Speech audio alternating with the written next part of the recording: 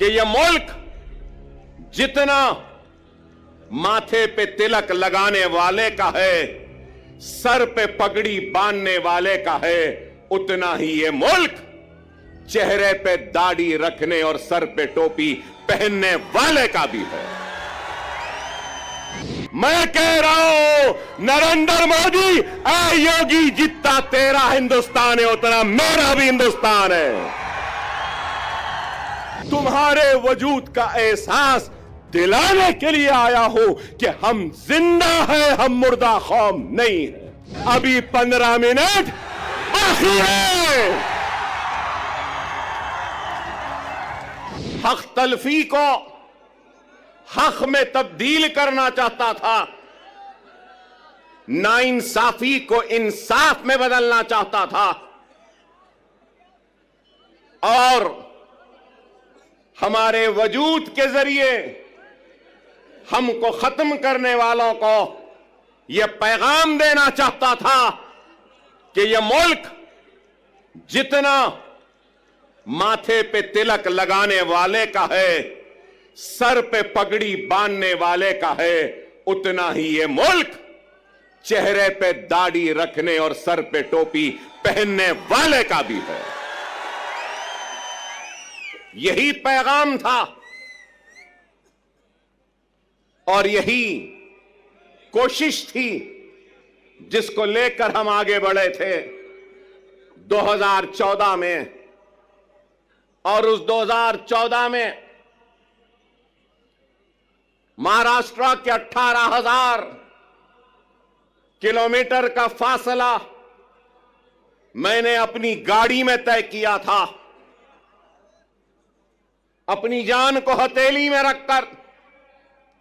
डराया गया, धमकाया गया, लेकिन न डरे न घबराए, बेखौफ होकर बेबाकी के साथ इज़ारे हक को बयान किया और सिर्फ आपसे अगर इल्तिजा की, आपसे दरखास्त की और आपसे अगर गुजारिश की तो सिर्फ और सिर्फ इत्तेहाद, इत्तेहाद और इत्तेहाद कहा।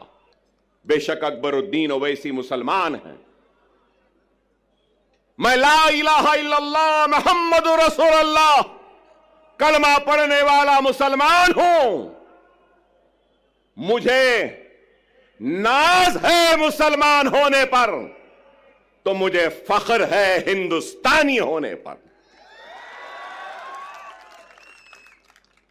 मैं फख्र से कहता हूं कि मैं हिंदुस्तानी हूं। हम हर एक के मसाइल उठाते, यहां पे बैठे हमारे दलित समाज के लोग हैं, दूसरे समाज के लोग हैं, बैकवर्ड क्लासेस के हैं, मुसलमान भी हैं, हर कोई है।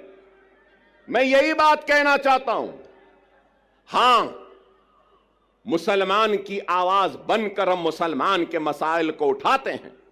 मैं उठाता हूं, मुझे शर्मिंदगी नहीं है इस बात का इकरार करते हुए कि मुसलमान हूं, मुसलमानों की आवाज बनता हो, मुसलमान की तकलीफ को बयान करता हो, मुसलमान की हक तलफी पे लड़ता हो, मुसलमान की हक की लड़ाई लड़ता हो और नाइंसाफी पर आवाज को बुलंद करता हो। इसलिए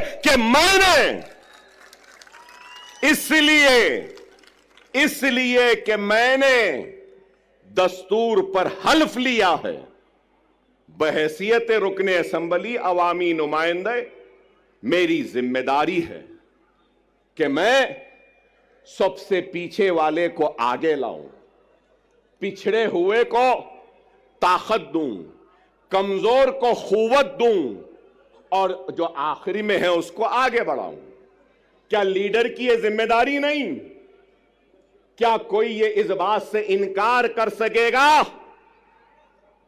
कि हिंदुस्तान की सबसे बड़ी अक़लियत मुसलमान रोजी रोटी, कपड़ा, मकान, तालीम, खुशहाली में सबसे पीछे है? और आज हमारी कोशिश वो पीछे जो मुसलमान है उसको आगे लाएं, हमारी कोशिश वो पिछड़ा हुआ मुसलमान उसको आगे लाएं। अल्लाह उसके रसूल की कसम, जब मुसलमान आगे आ जाएगा तो अगर पीछे ब्राह्मण रहेगा तो उस ब्राह्मण को भी आगे लाने का काम हम करेंगे, क्योंकि हमने दस्तूर पे हलफ लिया है पिछड़ों को, कमजोरों को आगे बढ़ाना हमारी जिम्मेदारी है। यह हमारी सोच है। लेकिन हमारी सोच को मीडिया हाउसेस, अभी इम्तियाज जलील साहब ने मुझसे कहा कि इनके साथ साथ वो आपके दोस्त आए हैं, तो ये हमारे दोस्त हमको बताते हैं कि हम कम्युनल हैं, हमको बताते हैं कि हम भड़काऊ भाषण देते हैं। भड़काऊ नहीं देते, हम हक बयान करते हैं। वो अलग बात है कि हमारी हक बयानी का जवाब इनके पास नहीं होता तो उसको भड़काऊ बना देते हैं।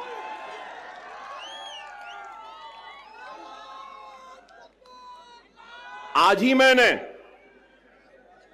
मैंने किसी न्यूज चैनल में देखा जिसमें योगी आदित्यनाथ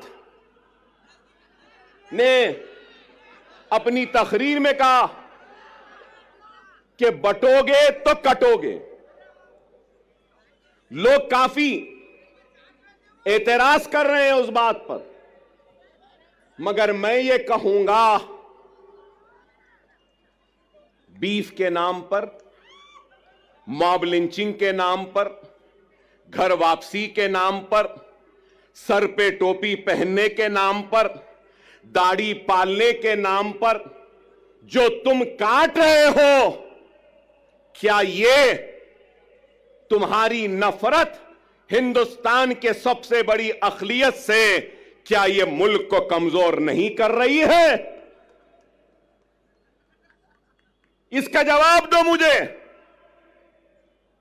अगर हिंदू और मुसलमान को तुम लड़ाओगे, हिंदू और मुसलमानों को नफरत कराओगे, तो क्या यह मुल्क को कमजोर करने के बराबर नहीं है? और अगर मैं कह रहा हूं, मैं अकबर ओवैसी मुसलमान, ला इलाहा इल्लल्लाह मुहम्मद रसूलुल्लाह कलमा पढ़ने वाला मुसलमान इस मुल्क का किराएदार नहीं है। मैं कह रहा हूं नरेंद्र मोदी, ऐ योगी, जितना तेरा हिंदुस्तान है उतना मेरा भी हिंदुस्तान है। हिंदुस्तान न तेरी जागीर है न मेरी जागीर है। हिंदुस्तान हिंदू, मुस्लिम, सिख, ईसाई, पारसी हर मजहब के मानने वालों का है। मजहब भगवान अल्लाह गॉड को नहीं मानने वाले का भी है, किसी एक का नहीं है। हम ये बात कहते हैं तो इनको बुरा दिखता है। अरे इस मुल्क का सबसे बड़ा मसला क्या है? बेरोजगारी। इस मुल्क का सबसे बड़ा मसला क्या है? महंगाई। इस मुल्क का सबसे बड़ा मसला क्या है? हर 2 मिनट 3 मिनट को रेप होते हैं। इस मुल्क का सबसे बड़ा मसला क्या है? ग्रेजुएट्स को नौकरियां। इस मुल्क का सबसे बड़ा मसला क्या है? मुल्क की कमजोर इकोनॉमी को मजबूत करना। इस मुल्क का सबसे बड़ा मसला क्या है? पेट्रोल, डीजल, गैस की बढ़ती हुई कीमतों को नीचे लाना। इस मुल्क का सबसे बड़ा मसला क्या है? रुपये की गिरती हुई कदर को ऊंचा करना। आप बताओ, क्या बेरोजगारी को दूर करने कुछ हो रहा है? महंगाई को दूर करने कुछ हो रहा है? क्या बेघर लोगों को घर देने के लिए कुछ हो रहा है? कुछ नहीं हो रहा है। सिर्फ इस मुल्क को मजहब के नाम पर बांटने की बात कर रहे हैं। योगी की तकरीर को मैंने सुना, बटोगे तो कटोगे कहा, उसके बाद कहा कि जात पात की सियासत। अरे जात पात की सियासत बोलने वाले, तू ये क्यों नहीं कहता कि मजहब की सियासत नहीं करनी चाहिए, यह बात क्यों नहीं कहते? ये तो मजहब की सियासत करेंगे, नफरत के बीज को बोते जाएंगे, असल मसाइल से तवज्जो हटाते रहेंगे। अगर कुछ है तो तलाक़ सलासा। अरे तलाक़ सलासा मसला नहीं है, हर मिनट में होने वाला एक रेप, यह हिंदुस्तान का सबसे बड़ा मसला है। एक औरत रात के अंधेरे में घूम नहीं सकती, खेतों में उसकी इज्जत और इस्मत को लुटेरे लूट रहे हैं, यह मसला है। अरे इस पे बात करो, इस पे कुछ करो। नहीं, मुसलमान ऐसा, मुसलमान के इतने बीवी, मुसलमान ऐसा करा, मुसलमान वैसा करा। अरे आप बताओ, तलाक़ सलासा हो गया, CAA NRC, CAA NRC. Parliament में थे इम्तियाज जलील साहब, हर मसले पर। अरे आप बताओ, आज मैं यहां खड़े होकर कह रहा हूं, जिम्मेदारी के साथ कह रहा हूं, मजलिस इत्तेहाद अल मुस्लिमीन के एक जिम्मेदार लीडर की हैसियत से कह रहा हूं और यह ऐलान कर रहा हूं कि मराठा समाज के लिए जो रिजर्वेशन की तहरीक चला रहे हैं, उनके लीडर, मैं उनसे कहूंगा, हमारा पूरा साथ आपके साथ है, हमारा पूरा ताउन आपके साथ है। हम पूरी कोशिश करेंगे, मगर उसके साथ साथ मैं ये भी कहूंगा, इत्तेहाद होता है ना, तो इत्तेहाद बैनुल मजलूमीन होना चाहिए। इत्तेहाद बैनुल मजलूमीन होना चाहिए। हिंदुस्तान में जुल्म का शिकार अगर कोई है तो वो मुसलमान है। हिंदुस्तान में जुल्म का शिकार अगर कोई है तो वो दलित है। हिंदुस्तान में जुल्म का शिकार अगर कोई है तो वो पसमानदा तबकात है। चलो आओ, मराठा, दलित और मुसलमान इत्तेहादुल बैनुल मजलूमीन बन जाते हैं और अपने जुल्म के खिलाफ आवाज को बुलंद करते हैं। चलो, मराठों के रिजर्वेशन के साथ हम मराठवाड़ा स्टैट्यूटरी डेवलपमेंटल बोर्ड को 50,000 करोड़ का पहला मुतालिबा करते हैं, एहतजाज करेंगे और मराठवाड़ा को हम आगे बढ़ाएंगे। क्या तैयार हो? क्या तैयार हो? और मैं तो खुला कह रहा हूं, मोदी और योगी का मैं तो दुश्मन हूं, शायद आप उनके दोस्त हैं। बताओ, उनको जाकर बोलो। नीति आयोग क्या कह रहा है?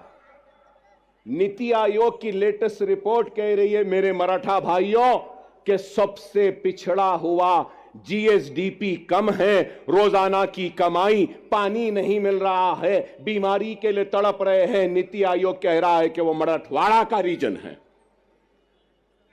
मैं इम्तियाज जलील साहब से भी कहूंगा, सीमांचल की तरक्की के लिए मजलिस लड़ रही है।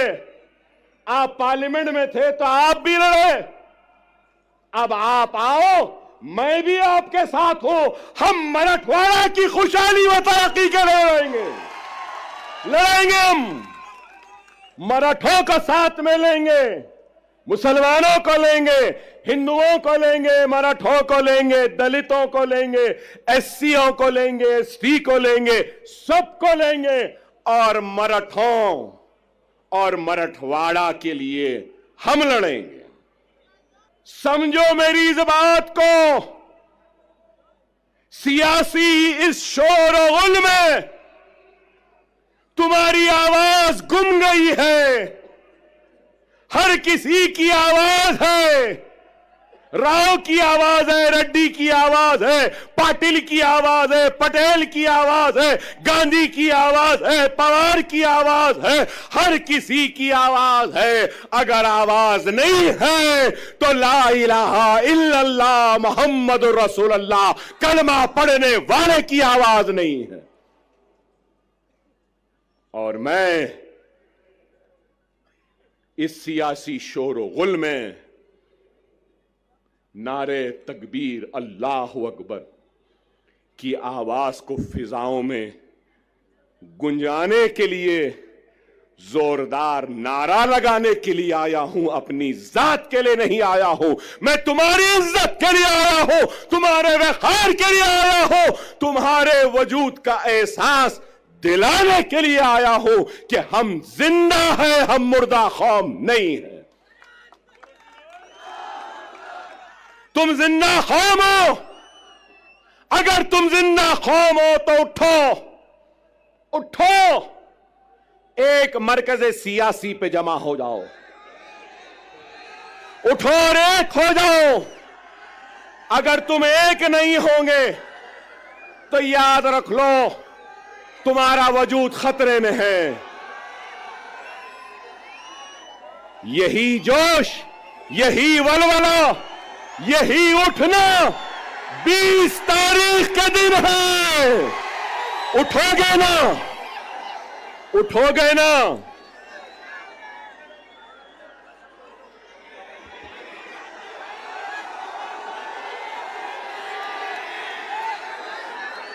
(9:45)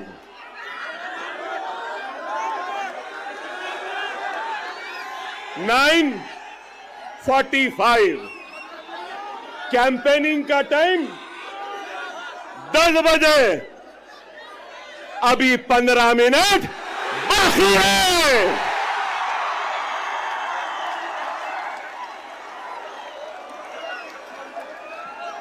अरे भाई 15 मिनट बाकी है, सब्र करिए।